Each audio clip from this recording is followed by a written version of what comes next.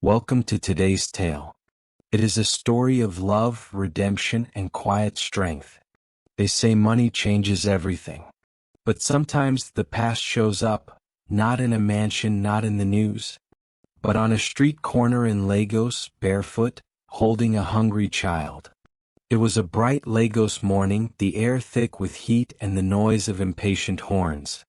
Traffic sat unmoving, a familiar sight of chaos. Hawkers danced between cars, selling everything from plantain chips to phone chargers.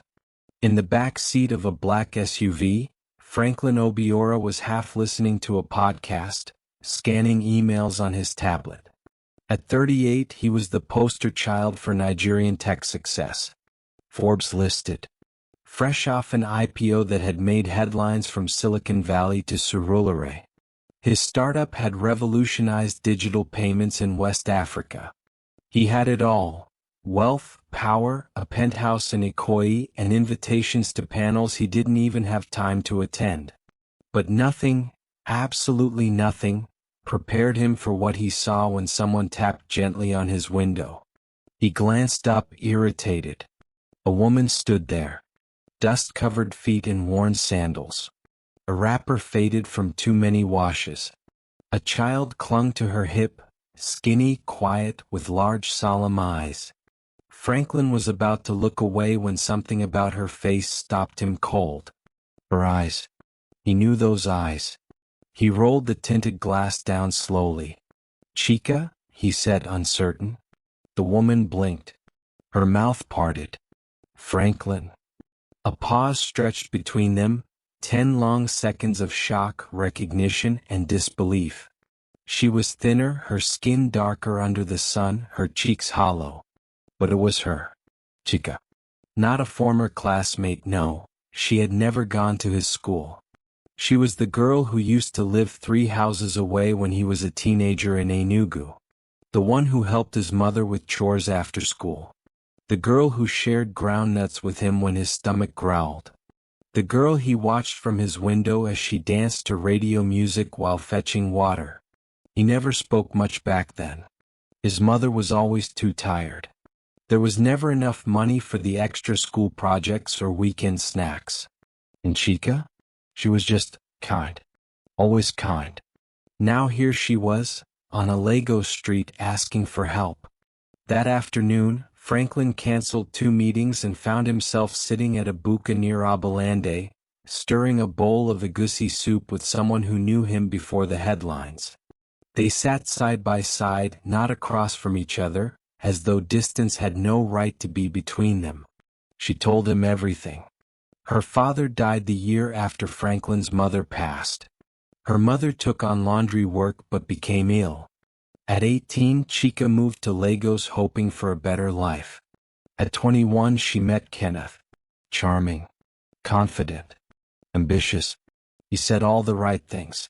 When she got pregnant, he told her to get rid of it. She didn't.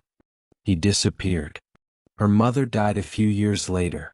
Since then, she and her son, named Ifeanyi, had been surviving day to day. Sometimes she cleaned offices. Sometimes she sold fruit by the roadside. And sometimes, when all else failed, she begged at a church close to her house. "I haven't begged in traffic before or knocked on car windows," she whispered, eyes lowered. "But we hadn't eaten in 2 days." Franklin was quiet. The street noise faded. His mind was back in dusty Enugu, watching a girl peel oranges and hand him a slice and smiling at him. He had always admired her because she was a kind-hearted person. He took them home that night, had the guest room prepared for them. That night, Chika and her son had the best sleep they had had in a long time. Franklin, on the other hand, couldn't sleep. He tossed between silk sheets in his glass-walled bedroom, the city lights blinking in the distance. He remembered what hunger felt like. His single mother had worked 3 jobs. One stranger had paid his school fees and his life had changed forever. He called his foundation director before dawn. By the end of the week, Ifeanyi had a scholarship to one of the best primary schools in Lagos. Chika received a job managing a local community food program funded by Franklin's foundation. People whispered. His board advised caution. "You're helping her because you like her," they said. Franklin didn't deny it. "She helped me when no one else did," he replied. As weeks turned to months, Chika blossomed. Her skin glowed again. She spoke with more confidence. At community outreaches, she handled logistics with grace and surprising authority. Franklin visited sometimes, just to check in. There were no declarations between them, just long conversations over pap and akra, warm glances, laughter at old neighborhood stories. Ifani took to Franklin immediately, calling him Uncle Frank. He didn't know yet that Franklin had begun to dream of something more permanent. Then, one humid afternoon during a school outreach, a sleek black Benz pulled up. The door opened, and out stepped a man in designer sunglasses and Italian leather loafers. Kenneth. He wore cologne that arrived before he did. "So it's true," he smirked. "You're doing well now." Chika was too shocked to speak. She looked like she had seen a ghost. She took a deep breath and stood up straight. "What do you want?" she asked, her voice ice cold. "I want to be part of my son's life." She stared. "You didn't want him before. You don't get to want him now." Kenneth's smile faded. "People change." She held her ground. "So do doors. And some stay closed." He left, but not for good. A week later, court papers arrived. Kenneth was suing for full custody.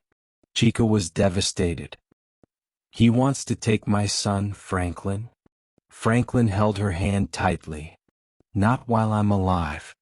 He unleashed his legal team. They gathered every record, every witness, every hospital bill. In court, Kenneth wore suits and pride, and his lawyers spoke about rebuilding bridges. They painted Chika as unstable, a former beggar, and that the rich father had the means to provide the best for the boy. But Franklin's team exposed the truth.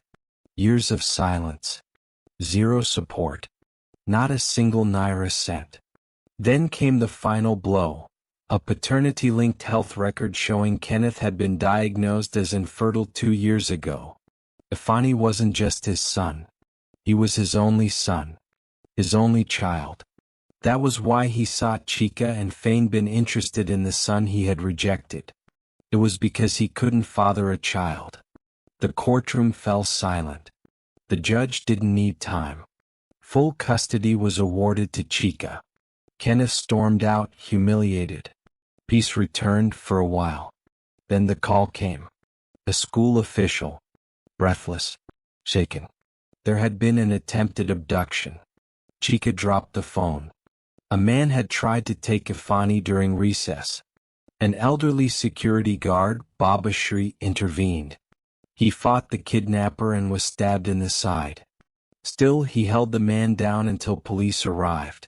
During the investigation, the attacker confessed that Kenneth had paid him.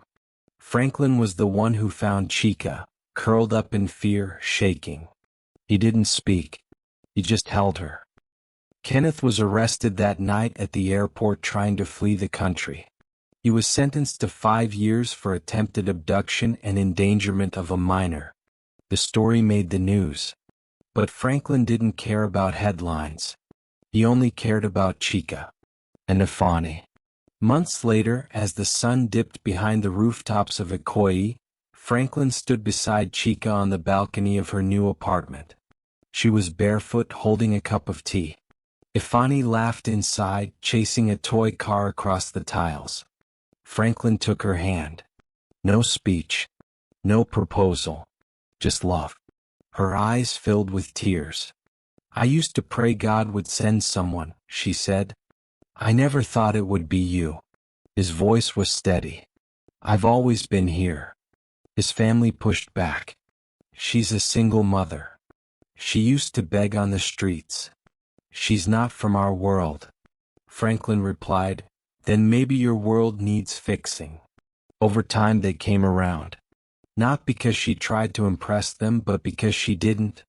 Her calm strength, her grace, her silence in moments that begged for outbursts, they saw it and respected it. A year later they married. Not in a gold-drenched hall, but under open sky. Friends from Enugu, staff from the foundation, children from the outreach center. And of course, Baba Said, the old guard who saved Ifani and got stabbed in the process. He now had clothing store, all set up by Franklin, which was run by his children so he didn't have to work again. They all witnessed the marriage. Ifani walked proudly ahead, carrying the rings. And Franklin watched Chika walk toward him, dressed simply, eyes glowing. Just like they did the day she tapped on his window. Only now he didn't look away. They say money changes everything. But sometimes it's love that does. And sometimes, a coin dropped into a plastic bowl sets a whole new life in motion. Because the greatest fortune isn't what you own. It's who stood by you when you had nothing. Marriage wasn't magic. It didn't erase the pain of the past. It didn't silence every whisper or cure every wound. But it gave them shelter. And sometimes shelter is the greatest miracle of all.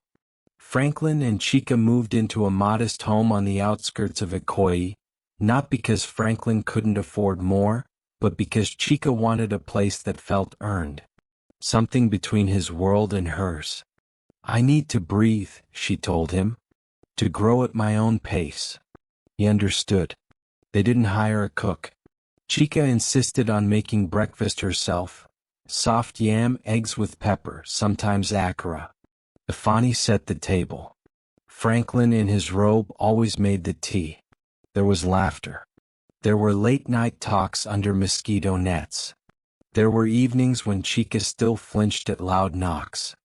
Franklin began turning down high-level events. He stepped back from the board of his company and took on a quieter role at the foundation. The press speculated. Has Franklin Obiora lost his edge? But what they didn't see was the edge he'd gained, the clarity. He began expanding the food program Chika managed into a network of shelters and training centers for women. Chika, with her story and compassion, became the face of the project. Not as a trophy wife, but as a warrior who had known hunger and humiliation, and survived. People began to listen. One day, after an event in Surulere, a young girl approached Chika. She was about 16, pregnant and shaking. They say you begged once, the girl whispered. Chika nodded gently. The girl cried. Chika pulled her into a hug, one hand over the girl's head. No cameras. No applause. Just history holding its reflection. Meanwhile, Ifani blossomed. He loved science. Built things with wires and bottle caps. He told his teacher one day, I want to build something that helps people like my uncle helped my mom. Franklin cried in the car that day. Not loud. Just a single tear down his cheek. He didn't tell anyone. Except Chika. And she understood without words. But life wasn't done testing them. 2 years into their marriage, Franklin's company was accused of data breaches. It was a smear campaign, but the media exploded. Old rumors resurfaced. So did Kenneth's former lawyer, now representing a tabloid. They published a photo of Chika in 2017, barefoot, holding a bowl. Wife of Lagos tech tycoon was once a street beggar. The headlines stung. The comments were cruel. Franklin wanted to sue. Chika stopped him. Let them talk, she said. They don't know that bowl fed my son. And in that moment, Franklin loved her even more. In the same week, Baba Sei, the old guard who saved Ifani, passed away in his sleep. Chika wept the entire day. They buried him with honor. Franklin paid for everything. On his gravestone they engraved. He stood between a child and danger. With empty hands he held the line. Years passed. Franklin and Chika aged. Slowly. Gently. Their hair grayed in harmony. Their love never made headlines again, but it was real. Grounded. They built schools, funded scholarships, mentored startups from boys who once hawked plantains. Every now and then, when they passed a street corner, Franklin would glance through the window, just in case. Not out of fear, but out of respect. Because once, on a morning filled with horns and heat, someone had tapped on his glass and changed everything. They say money changes everything. But money didn't raise Ifani, didn't fight for custody, didn't stand at the altar with tears in her eyes. Love did. Thank you for watching. See you next time. Please subscribe.